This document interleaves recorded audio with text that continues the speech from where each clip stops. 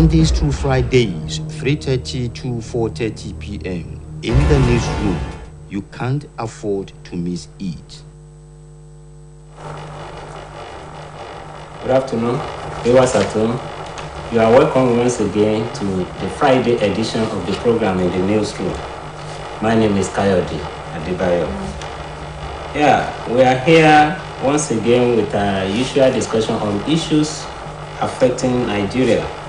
And this time around, we are going to look at the comments, remarks by prominent Nigerians on issues prevailing in the country. The first issue to be looked at today is the comment credited to the former president of Nigeria, Goodluck Jonathan, that Nigeria is heading towards dictatorship. So, well, my guess, when it is time for discussion, my guest will be able to explain and tell us whether it is true that the country is heading towards dictatorship.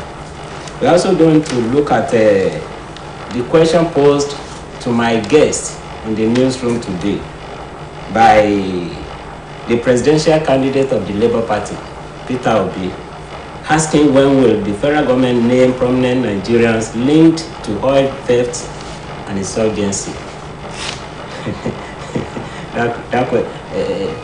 Peter Obi seems to be asking my guest today. So then thirdly, we are going to look at the whether it is a remark or comment. 6 trillion naira fuel subsidy, a fraud. That's coming from the Controller General of Nigerian Customs, Amid Ali, retired colonel, saying that 6 trillion naira fuel subsidy is a fraud. Yeah. Now we are set. Muhyiddin Adeleke, let me first of all welcome you on the program today. Thank you very much for having me.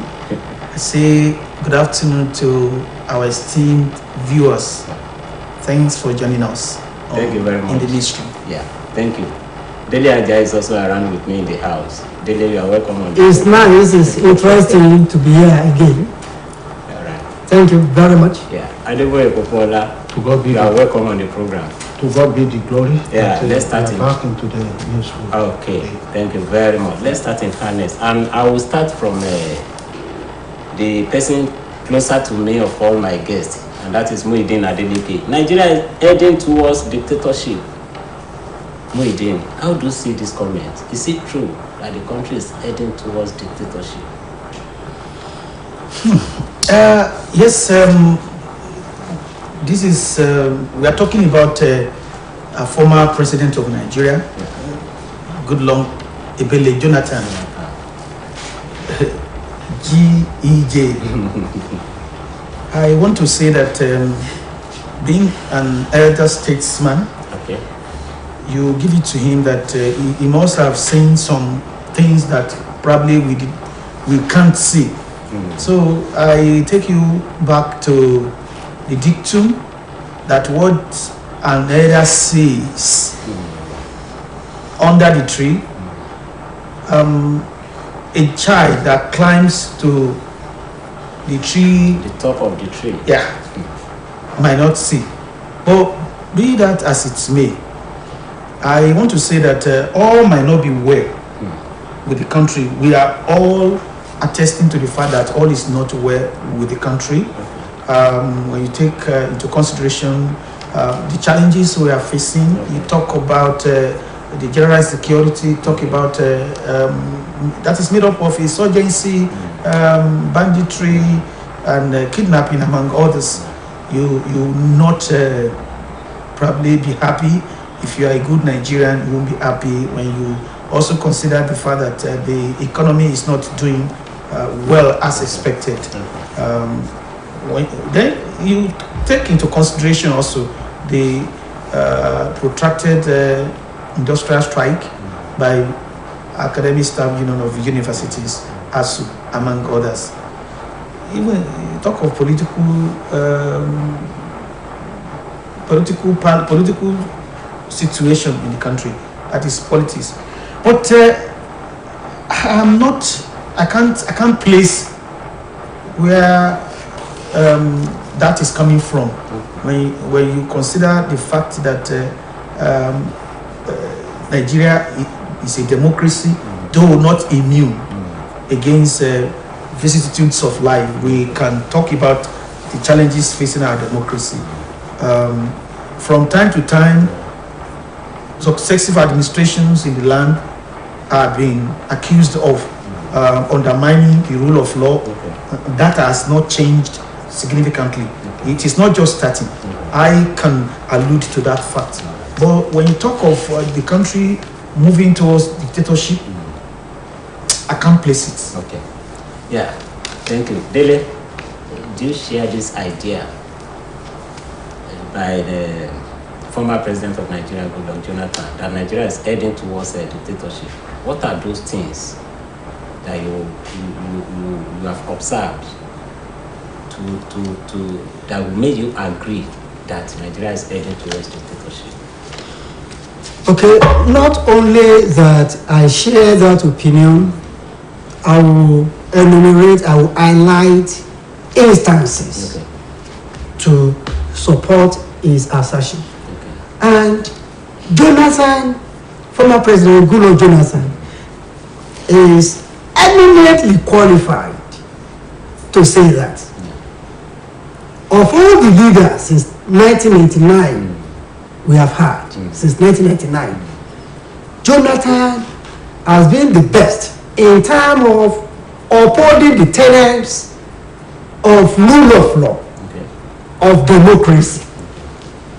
He occupies the front seat up to today when you are talking about a leader who was abused and he did not punish, who was abused and he did not react violently.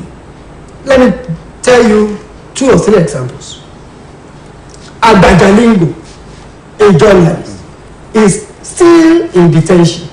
He was sent to detention release. Again, he has been sent back to detention because he criticized the governor. Recently, a lawyer, I think in Akwa Ibom State or Cross River State, was said he just came out of prison this week because he criticized a government official. There have been instances where protesters were either shot at, were either brutalized. Protesters, harmless protestors. Whereas you are granting amnesty to Boko Haram, to insurgents, and you are preparing the criminals, but you are shooting at protesters. Tomorrow, if there's anything to protest about, if you want to protest against anything, just file out. 50 people, 100 people, the policemen will come out to attack people. Well, if you want to tenets of democracy, rule of law, entail periodical election, free and fair election. Up to this moment, I think we are gradually changing from appointments, because I won't call what before now, the elections we had before now, I won't call them elections. They were appointments. They take order, or they listen to those who occupy the corridor of power in Abuja before a governor could be announced. But I think that is changing. That is changing, and we want to hold. Want to say, well, though it is out of place for the president to say we allow people's vote to count. Ordinarily, you don't need to say that in a democracy. President Muhammadu Buhari said that recently, that people's vote will count and there will be free and fair election in a saner climes. The president, the city president doesn't need to say that. It's normal. Okay, I'm still coming to that. Popola, How do you see the comment You see, by the former president? The comment by President Goodluck Jonathan, like the two persons. Former president, not former president. Not president. Former president. Like the two persons who have spoken, have said. You see, it is a glaring, it is a fact that cannot be disputed in whatever way, that the country is sinking into, even he used the word fascist, that is fascism, is a form of oligarchy or autocracy, whereby government in power, the few of them in power, will be bending the law, will be bending the rule of law for the purpose of sweetening a particular group. And it is also a form of race baiting. That is, you empower a particular race or a particular section of the people in the society to oppress the others. Haven't we witnessed that in this in the current regime? We have witnessed it. When government starts to raise harm against, defenseless and the unarmed population of the society, in whatever form, it has done a great damage to what we call democracy. Because in a democratic setting, in anywhere, that is where the freedom of man is granted, where the safety of life and properties is granted, where the fundamental human right, the cherished right ever, and the sacred aspect of whatever constitution, you see, that is fundamental human right, is protected. You see, by the time you start killing innocent Nigeria, before the life could be snuffed out of a citizen in a democratic system of government, that person should have been made to go through the process of adjudication as laid down by the Constitution, and then his guilt concerning whatever offense that is charged must have been proved beyond reasonable doubt. But in the case of Nigeria, what we are witnessing is what? Is wanton killing. And those that have been said guilty of wanton killing at different times been granted amnesty by the president. Now one will ask this question: how justiciable or how just, how equitable is the amnesty being given to criminals? You see, when all these things are happening, it is a pointer to the fact that that country is sinking into the abyss of fascism, dictatorship, autocracy, and oligarchy system of government. Popola, thank you. Or totalitarian state. Okay, I'm coming. Let me come back to Muhyiddin. You see, if we are looking at this comment in the light of the level of insurgency being witnessed in the country, I want you to realize that this insurgency is being this wanton killing by insurgents is being perpetrated by non-state actors. But this kind of dictatorship that Jonathan was talking about is about the federal government itself. In what area is the government now encouraging dictatorship? That is what I want you to. I said it the other time.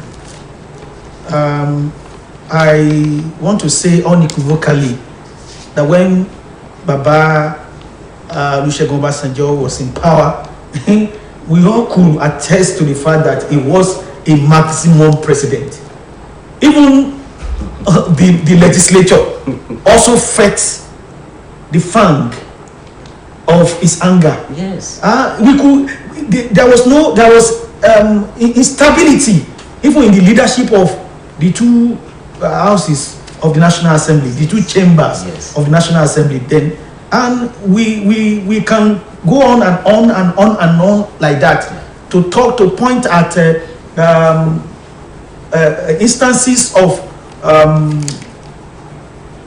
undermining the rule of law and what have you. I'm not saying that is the best way to go, but what I'm saying is that we are challenged in this country. We are challenged. I'm not here to defend the government of the day. I'm not the spokesman of the present administration. But I said it at the outset that Jonathan, being a former president and an elder statesman, probably must have seen so much that people like us wouldn't have seen. Because I remember somebody who happened, a former SSG in Osun, in one of the last, the former administrations. He came out, he's a friend, he came out to tell us that before he became a partaker, a member of or part of the government, he was always critical of the government. But when he joined eventually, he could see beyond his nose, and that so many things members of the public would not know. That he saw so much that he was better informed. In most cases, we discovered that those who don't follow them into the chambers, I don't know, that's talking about governance, might not know. And you don't expect those who are probably part of the government to come to the open to say so much about what is going on there. So I give it to him that he has the right. But when you are talking about undermining the rule of law, I won't subscribe to any government to undermine the rule of law, because the law of the nation, talking about the constitution, should be supreme, and nobody should be above the law, and that is when there will be sanity. So if this government had in one way or the other undermined the fundamental human rights of individuals who are constituents, the citizens of Nigeria, I won't subscribe to that. Even when you talk of the insurgency and what have you, nobody can come here and defend insurgency, not to talk about banditry and kidnapping and what have you. But so much is happening in Nigeria. You see, a lot of people kidnap for rituals everywhere, and it's something that is really bothering one's mind. It's mind-boggling the rate at which shenanigans happen in Nigeria. It's mind-boggling. Nobody will be seen to be right upstairs to come here and defend. But one thing that the former president said that I really want to pick on, because he spoke at the birthday of Hassan Kuka. Matthew Kuka. Yeah. One thing I want us to take another look at is what he said, and I want to quote him now. Nigeria may not be where we want it to, and should be, but we should not give up or lose hope by focusing on only the negative. That's coming from the same person, Goodluck Ebele Jonathan. So I agree with him that all is not well. Even when he was there, it was not well. When Obasanjo was there, we had a lot of challenges. Here now, it has scaled up. I am not here to defend. It has scaled up because we have failed to address our challenges frontally from the outset. So it is just not starting, but we can be better as a nation. So I concede. Now, Dele, now if you look at this word, dictatorship, we are presently in democracy. We are practicing democracy in this country. We have the legislature, the executive, and the judiciary. Before anybody can talk of, before anybody can rightly say that probably the country is heading towards dictatorship, maybe he must have seen whether the executive is undermining the legislature or the legislature is undermining the executive, or there is a conflict of interest between the judiciary and other arms of government. So in the light of this, can we really say, can you really observe any area in which the executive have lauded itself over the legislature? Thank you.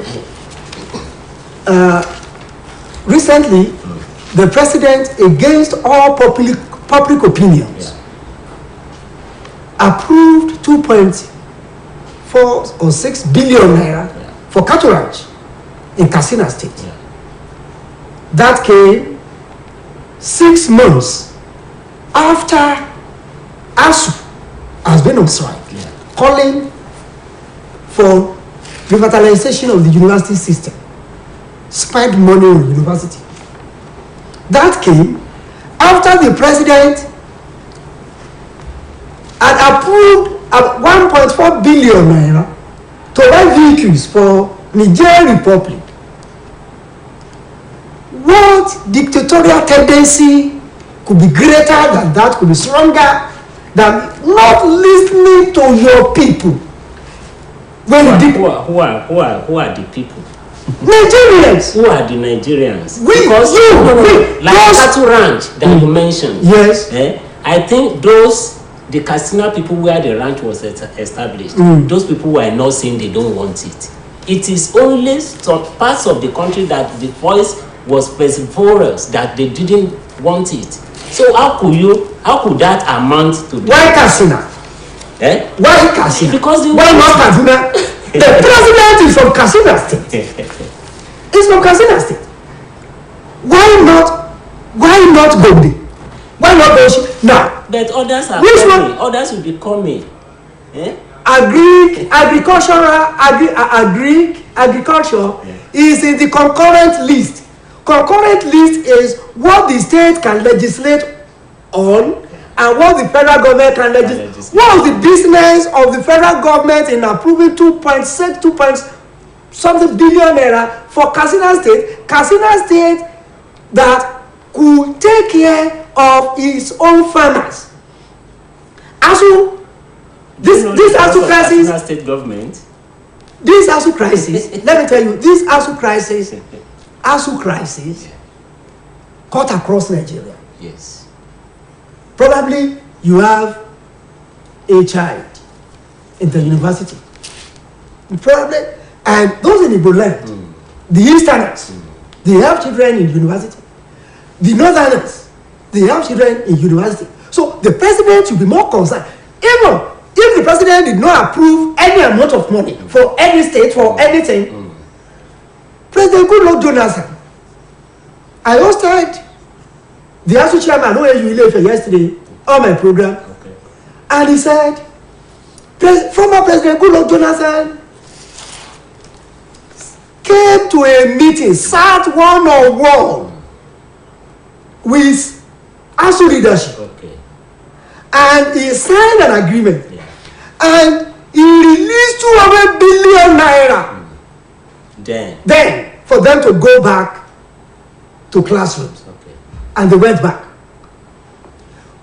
When you say you are dictatorial, you are arrogant, you don't listen to people. How many months has ASU been on strike with the president sitting in Abuja sending people, BRICS Babalaki committee, BRICS committee, this committee, that committee, without any result? And you are comfortable. Your future leaders are at home wasting away. You are wasting their time. You are wasting their energy. You are wasting parents' time, and you are comfortable. That is dictatorial. It is an impeachable offense when you don't listen to your people. The National Assembly, if you will recall, argued against the confirmation or appointment of Ibrahim Magu as EFCC chairman. The the presidency turned their heads into it. What did Magu do? Magu was ignominiously, unceremoniously, removed from office. I think we can count 2-3 occasions. Instances are banned. So that the National Assembly will direct the president to do this, and the president will not do it. Don't forget that it was alleged that the National Assembly refused to confirm Magu based on the fact that maybe they thought he would witch on there. No, DSS, you are missing it. Speak like a journalist. The DSS wrote a report on Magu. Have you forgotten that DSS wrote a report on Magu that Magu should not be appointed, should not be confirmed. He did not even appear before the screening. The presidency went ahead.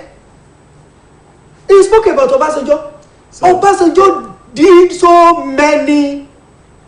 Well, don't let me say bad. Okay. I've told you here, he's only Jonathan. And probably the man who just lived for a very short time, Yaradua. Obasanjo could not say Nigeria is heading towards dictatorship, and people will be laughing at it. What did you do when you were there? You destroyed Odi, you destroyed so many, killing people here and there. Maybe he made reference to the cattle ranch. I think much as I can allude to what he said, the tenets. Let me just say that we could say that the issue of cattle ranch had created a lot of bad blood, and even the farmer elders crisis. I think that was one of the causes. Much as I want to believe that it's because the president hails from Katsina. He's saying why not other states and what have you. But whether you like it or not, the president must be able to. I think it was done in conjunction with the Katsina state government. That project is being taken care in conjunction with Katsina state government. I want to believe that if he worked, when Obasanjo was in power, he denied Lagos its rightful entitlement for a very long time. Will you have advocated that the demand never acceded to the demands of his people when he was the president? He will soon leave office, whether you like it or not. But in Yoruba Palace, when he was yes, we are talking about dictatorship. We are talking about dictatorship.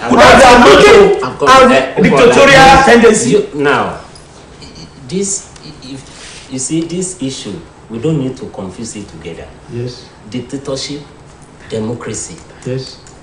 Quickly, what is your view? Is government really dictatorial? You see, you will not wait until a madman is handling cutlass or grandizing cutlass before you know that you have to shame that the mad person. You see, what is dictatorship?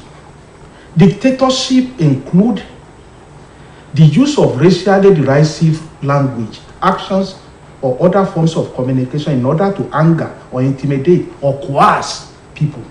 That is dictatorship. Okay. So, the excessive use of executive fiat amounts to what? Amount to dictatorship. When you begin to widen your power beyond the limits, the scope of the law, beyond the limits that the law, places you, then you are a dictator. All right. And we have witnessed, a lot of, like the issue of Magu that he pointed, that he cited. You see, for 4 years of Magu's headship of EFCC, the law says the head of EFCC should report to the Senate. Magu reported to the presidency, to the president. Let me say it directly to Buhari. For 4 years, and that is a breach of the constitution, which the president, swore to uphold. Buhari appointed members of INEC. Now making recourse. He's not making recourse to the Senate. The government name prominent Nigerians linked to what is dictator? Insurgents. Or dictator? Yeah. That is coming from Peter Obi. He's asking a question. When will federal government name the prominent Nigerians linked to oil theft and insurgency? Bearing in mind that the federal government, through the Minister of Information, had once said that federal government will name the Nigerians involved in all these crimes. Yes, I want to commend Peter Obi for asking that question, and I wouldn't mind joining him also to ask when precisely should we look forward to the names of those who have thrown the entire citizenry, the entire nation into crisis, into turmoil.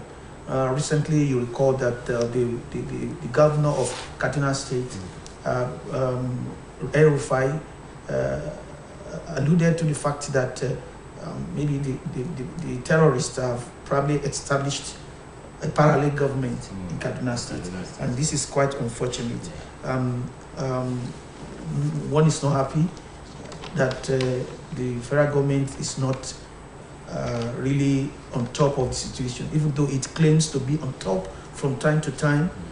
But this time around, I don't know whether the federal government is below or underneath the situation. But you recall that the federal government, through the Minister of Information and Culture, Lai Mohammed, said the other time that the Nigerian Financial Intelligence Unit uncovered 96 financiers of terrorism.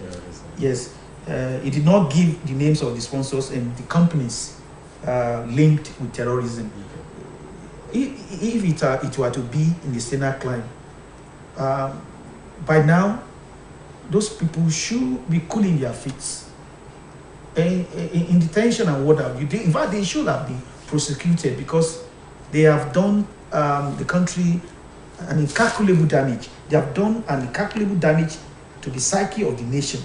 So you want to, let me quote the Honorable Minister further. He said, for its part, the analysis by the Nigerian Financial Intelligence Unit in 2020-2021 revealed that 96 financiers of terrorism in Nigeria, 424 associate supporters of the financiers, involvement of about 123 companies and 33 bureau de change, in addition to identifying 26 suspected bandits / kidnappers and 7 co-conspirators. The analysis has resulted in the arrest of 45 suspects who will soon face prosecution and seizure of assets. You see, the government of the day had, from time to time, been accused of laxity, of probably dilly-dally. Laxity. No, let me land. Laxity. No, it's yes. I said federal government is criminally laxity. That's why I said. Okay. Yes, you are not far from the truth. You are not far. Continue from the truth. Honestly, nobody will be happy if some people have willfully taken laws into their hands and they are terrorizing, tormenting people. You can imagine, even though it is not peculiar to Nigeria, because recently the armed robbers went to Abameyang. the Abameyang. Thank you very much. And they really now Abameyang he has left Spain. It could be one of those factors that quickened his leaving Spain. To where? He's back in London. He has been signed on by Chelsea. Okay. Yeah. So it is one of those things. What I'm saying is that If I want to link it with what former President Jonathan said at that time, that yes, we have challenges, no doubt about that, but here the federal government is not helping the matter. All right. And it's high time the federal government did something. People are accusing the government of lacking a political will. All right. To really address the problems plaguing the nation. Thank you. Dede, here is the question. When will the federal government name those behind oil theft and insurgency? That is the question. When? But certainly, maybe it's because federal government is losing a lot of revenue. The government is taking steps now that is addressing the situation now, as far as the oil theft is concerned. But government will not name sponsors of terrorism oil thefts. Why? Or thieves, or those who are stealing. All those who are stealing, because they are part and parcel of government. Those behind all those things. Yeah. They are there. Let me tell you this. Are you too sure? Let me say this. You cannot be too sure. Maybe you know. Excuse me, boss. Excuse me. I'm not in possession of the statistics you just read out. You mentioned all this. Okay. Since 2021, you read it here. How can the government be so insensitive? People are being killed every day, and you allow the source of funds, where those people draw their power, their reservoir of power, their reservoir of resources. You just keep it there, and they could go there and reinforce themselves to unleash terror on the people. I don't know what they drink, the kind of alcohol, the kind of drug they drink in Abuja, they take in Abuja to make them so unconcerned, insensitive to the plight, to the predicaments of Nigerians. People are groaning under kidnap people. They kidnap people. They are ruining business. By the time you are kidnapped and your people move up, down, look for money, to gather 100 million naira, to gather 30 million naira, to gather 50 million naira, so many businesses will have been ruined. And people are saying, let us know these people. Not only that, we are even talking about naming them. Let us know them. You are not naming anybody. Talk less of how much less of prosecuting them. Let them go through punishment. You just leave them to live their free life and to continue to sponsor terrorists that will continue to brutalize people, kidnap people, maiming people. Now, the same government, and that is the dictatorial tendency we are talking about.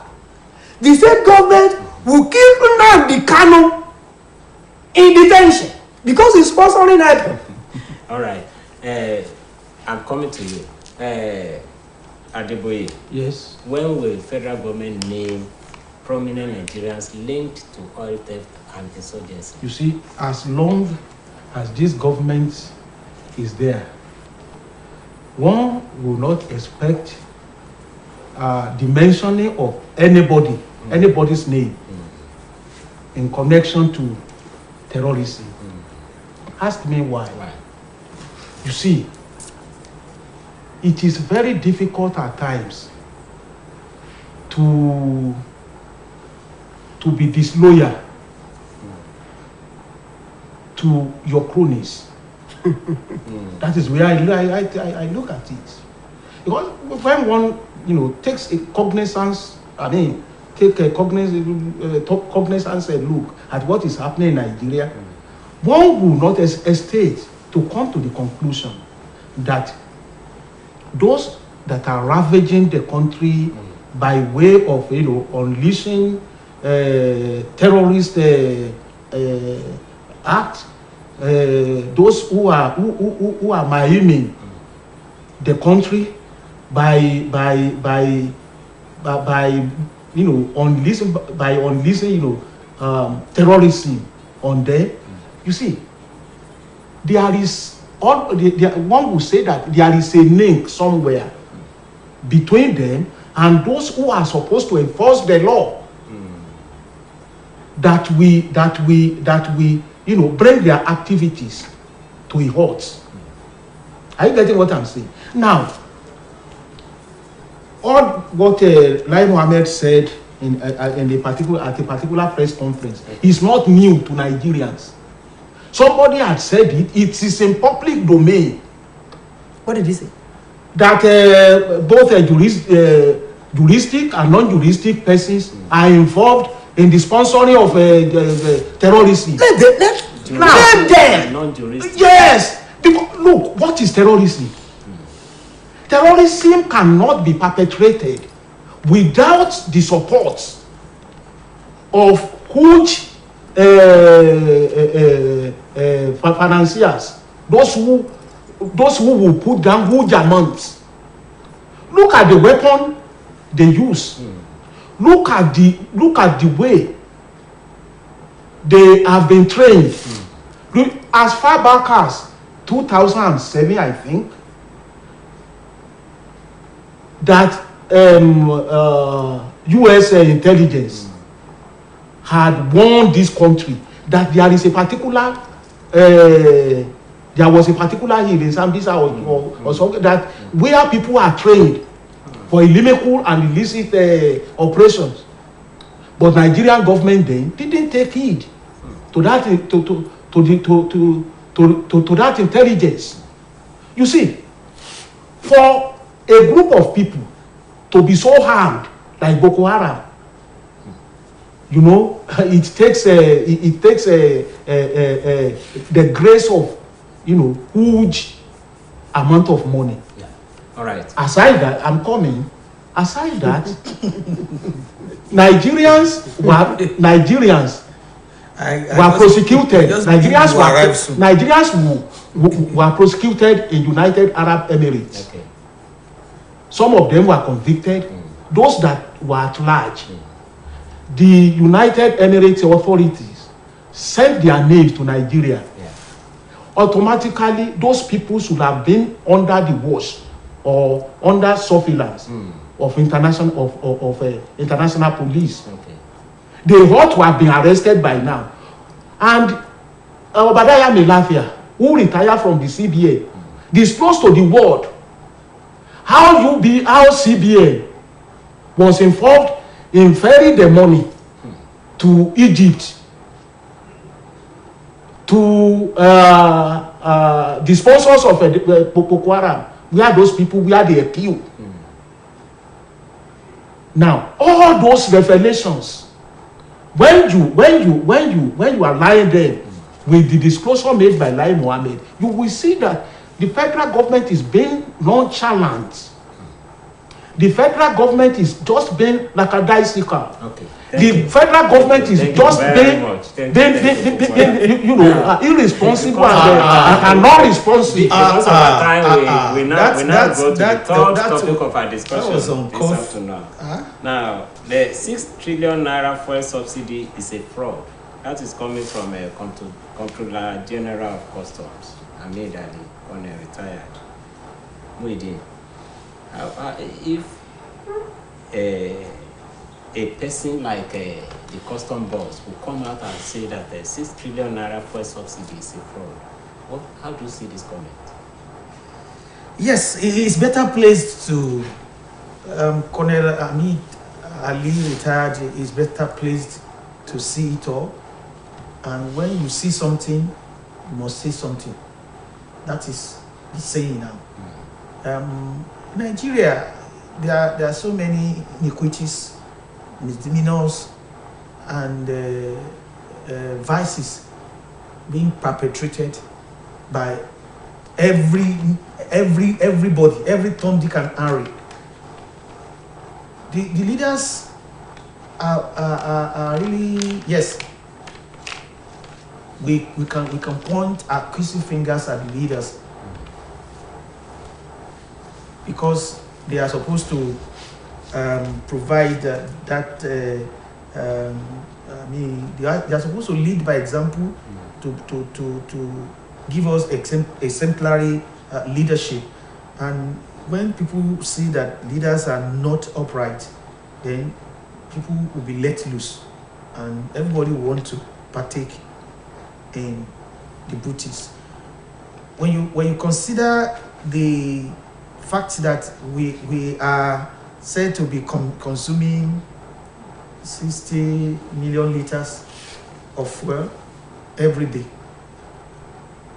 Ahmed Ali is coming up with propositions that how many trucks are involved in loading petrol PMS.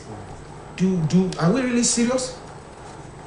And upon that, about 38 million liters also is released. It's released also on a daily basis, making it 98 million liters of fuel that we consume in Nigeria.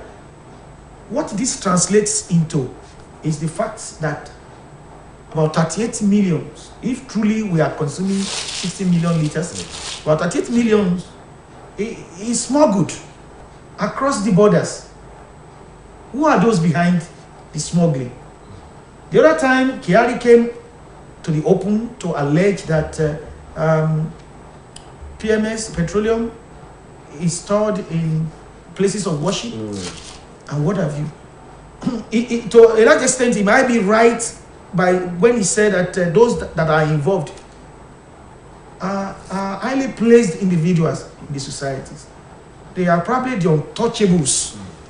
When, according in Nigerians' parlance, they are untouchables, and that alludes to the fact that there are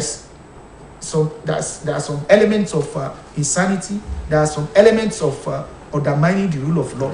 So if people are really perpetrating atrocities and government cannot move against them, it's quite unfortunate. So it appears something is fishy as far as the payment of subsidies is concerned in Nigeria. People are using it as a conduit pipe to siphon the public funds, and thereby subjecting all of us to harrowing experience. Thank you. Poverty. I don't know. People like Dela Jayi and somebody said a prominent Nigerian, Comptroller General of Customs, says 6 million naira subsidy is a fraud. How do you see this comment? Is it true that 6 trillion naira for subsidy is a fraud?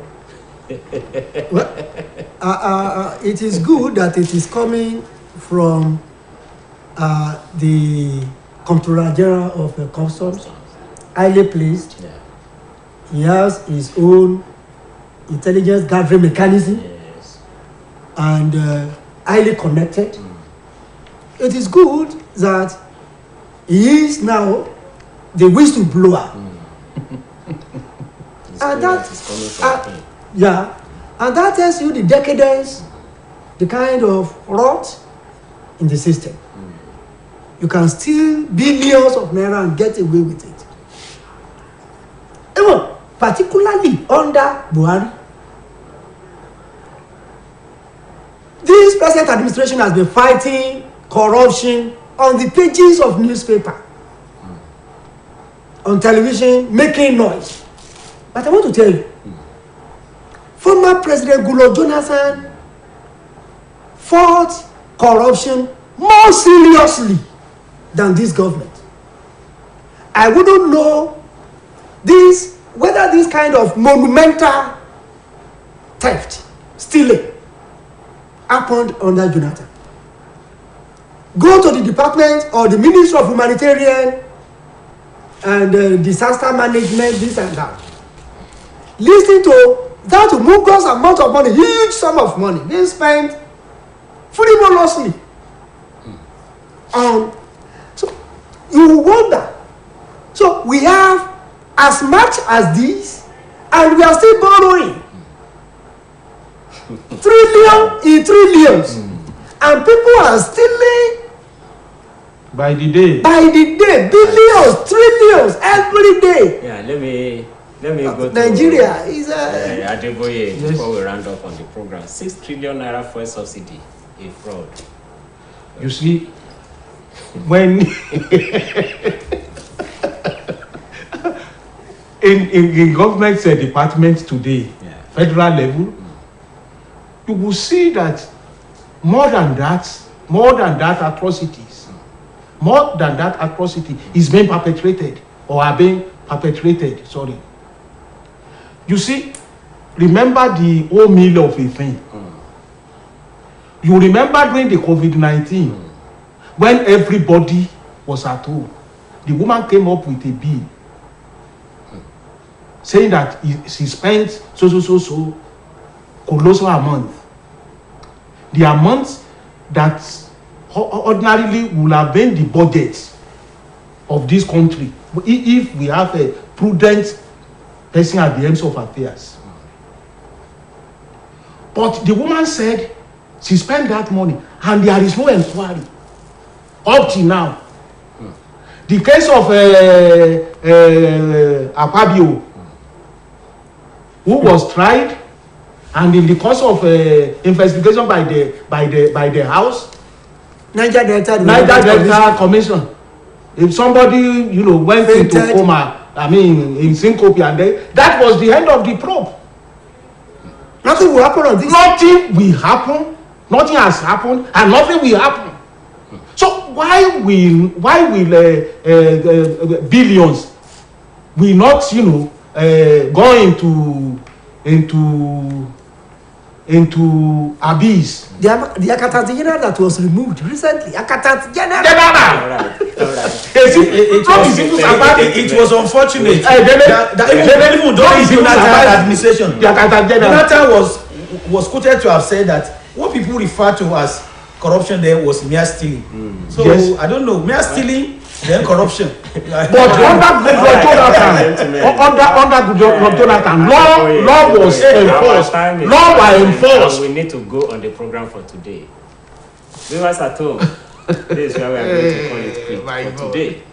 Thank you, gentlemen, for coming on the program. I appreciate your coming. It's been a stormy session, and we must enjoy it. All is not well, but we hope things will be done the proper way. Thank you for having me. Yeah. Thank you very much. Adeboye, your party.